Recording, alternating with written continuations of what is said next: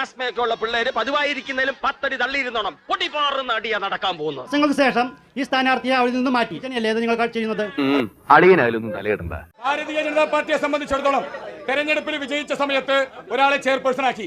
അത് ജാതിയും മതവും നോക്കിക്കൊണ്ടല്ല. 2, അവിടെ ഈ പാർട്ടി ഞങ്ങൾ 28 സീറ്റ് നേടി അധികാരത്തിൽ വന്നു. ഞങ്ങളിൽ 28 കൗൺസിലർമാരുണ്ട്. ഞങ്ങൾക്ക് സൗകര്യമുള്ള ആളുകളെ ചെയർപേഴ്സൺ ആക്കും.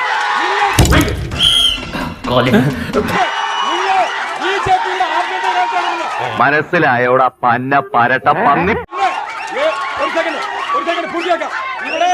ഇവിടെ മഹാരാജ്യത്ത് ഏതിനകത്തും ജാതി തിരിയുന്ന രാഹുൽ ഗാന്ധിയുടെ പിന്നണിക്കാര് ഇത്തരത്തിൽ ജാതി ചോദിച്ചു വന്നത് ഞങ്ങൾക്ക് ഒരു പ്രശ്നമില്ല. നിങ്ങൾ ഇതിന്റെ അപ്പുറത്തെ ജാതി ചോദിച്ചു വന്നത്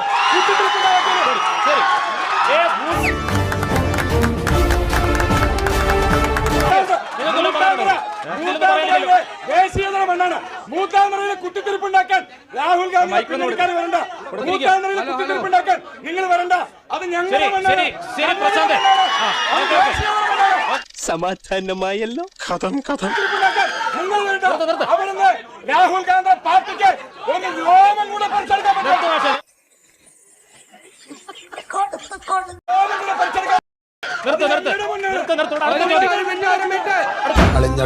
മെഡിക്കൽ കോളേജ് വഴിയാണ് ഞാനിപ്പോ ഇങ്ങോട്ട് വരുന്നത്. തിരിച്ചു പോകുമ്പോ എന്റെ കൂടെ വരാം. 11 രോഗികൾ ഇന്ന് പാലക്കാട് മെഡിക്കൽ കോളേജിൽ അഡ്മിറ്റായി ചികിത്സിക്കുന്നുണ്ട്.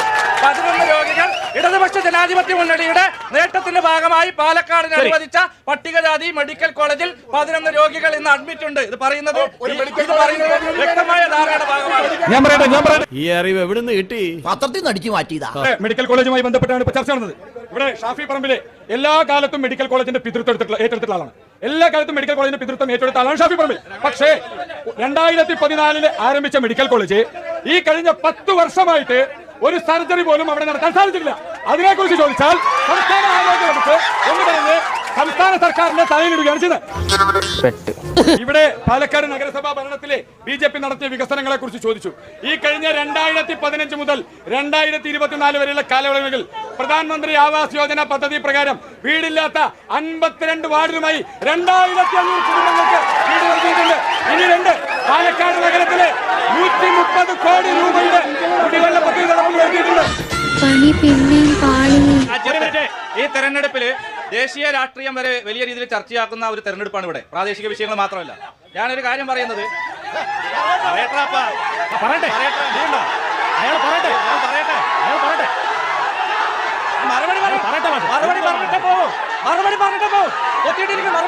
എനിക്ക് പറയാനുള്ളതൊന്ന് കേൾക്കണം. നീ ഒരു കോപം പറയണ്ട. അവർ ചോദിച്ചെന്താണെന്ന് വെച്ചാൽ CPM ദേശീയ രാഷ്ട്രീയത്തിൽ എന്ത് പ്രസക്തിയാണ് ചോദിച്ചത്. അതിന്റെ മറുപടിയാ പറയുന്നത്. കേൾക്കണ്ടേ? നാഗ്പൂരില് മോഹൻ ഭാഗവത് നടത്തിയ പ്രസ്താവന ഞാൻ ഇംഗ്ലീഷിലും പറഞ്ഞുതരാം, മലയാളത്തിലും പറഞ്ഞുതരാം. കേട്ടോ കേട്ടോ കേട്ടോ. തുണി വാങ്ങടേ. എന്തിനാണ് ഇവന്റെ വായി തിരിക്കേറ്റ പറയാ Congress is only our political enemy, but our ideological enemy is Indian left. ഞങ്ങളുടെ രാഷ്ട്രീയ ശത്രു കോൺഗ്രസ് ആണെങ്കിൽ ആശയപരമായി ഞങ്ങൾ ഭയപ്പെടുന്നത് ഇന്ത്യയുടെ சூப்பர் ஜோக். அதுதான் சொன்னேன். ஆனா வெளியில யார்ட்டையும் சொல்லாதீங்க. உதப்பானுங்க.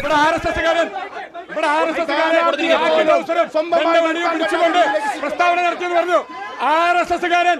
RSSനോടൊപ്പം തുടങ്ങിയ പ്രസ്ഥാനം ഇന്ന് കമ്മ്യൂണിസ്റ്റ് പാർട്ടി ചുരുങ്ങി കണൽക്കരിയായി കിട്ടിയല്ലോ. ഇവിടെ ഇന്ത്യ ഭരിക്കുന്നത്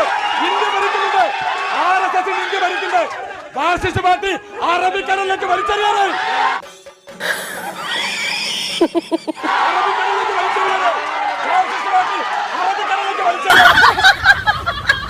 CPMന്റെ ശക്തി എന്താണെന്നൊക്കെ നന്നായിട്ട് RSSന് അറിയാം. അതറിയാം.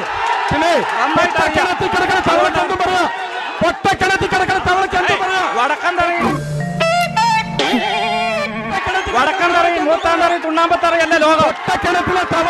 ഇത് മൂന്നുമല്ല ലോകം. അല്ല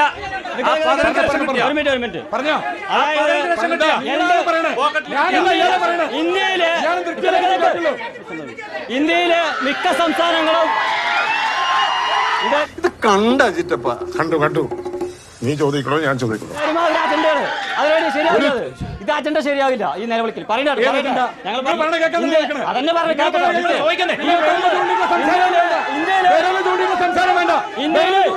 ശരി മുണ്ട് പ്ലീസ് ഞാൻ പറയാം. നമുക്കതൊരു സമാധാനമായിട്ട് പറഞ്ഞിട്ട്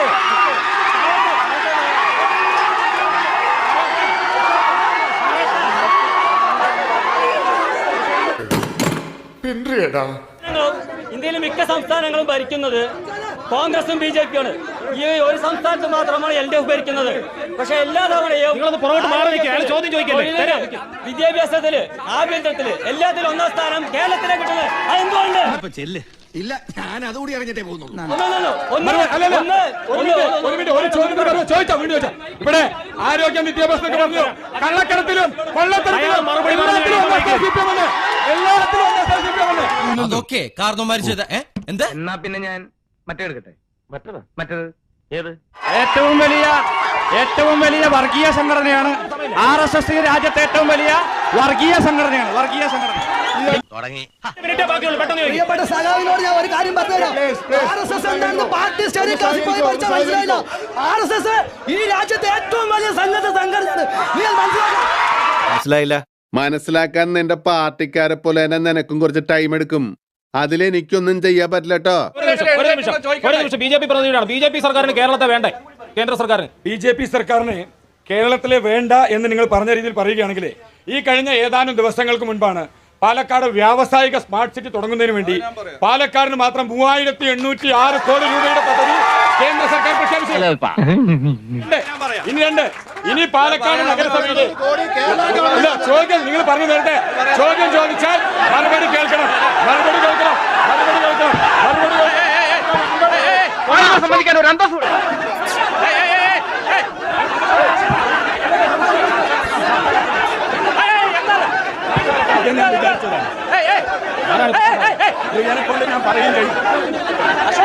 ഞാൻ പറയും ചർച്ച തുടരാം. ഓഹോ, അപ്പൊ പിന്നെ രക്ഷയില്ല.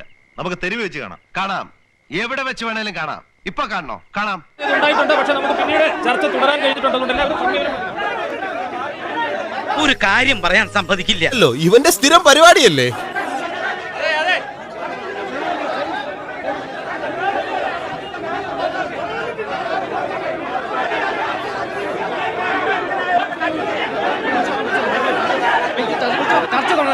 ചർച്ച തുടങ്ങാം.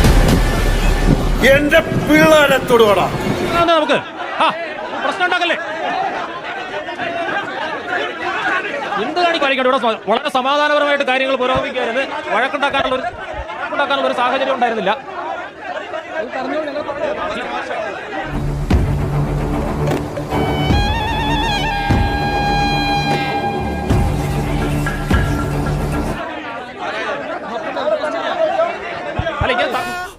ശരി വേണ്ട.